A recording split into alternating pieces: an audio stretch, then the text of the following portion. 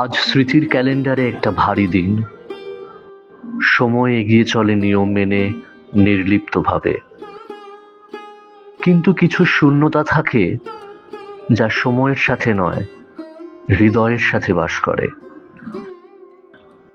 আজ সেই শূন্যতার মুখোমুখি দাঁড়িয়ে আমি একজন ইউএম জয়পুরের ছাত্র, যিনি একজন চ্যান্সেলরকে নয়, 1 বছর আগে হারিয়েছিলেন নিজের বাবার মতন একজন মানুষকে। ভরা থাক, ভরা থাক,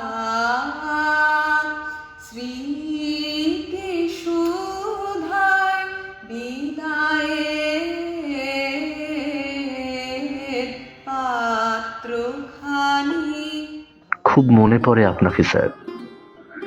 একজন বাবা যেমন সন্তানের মাথায় নিঃশব্দে হাত রেখে আশ্বাস দেন, আপনিও ঠিক তেমনই ছিলেন আমাদের কাছে। মাঝে মাঝে মনে হয়, এই বিশাল নীরবতার ওপারেও কি আপনি আমাদের দেখছেন? আমাদের পথ চলা, আমাদের লড়াই, আমাদের সাফল্য।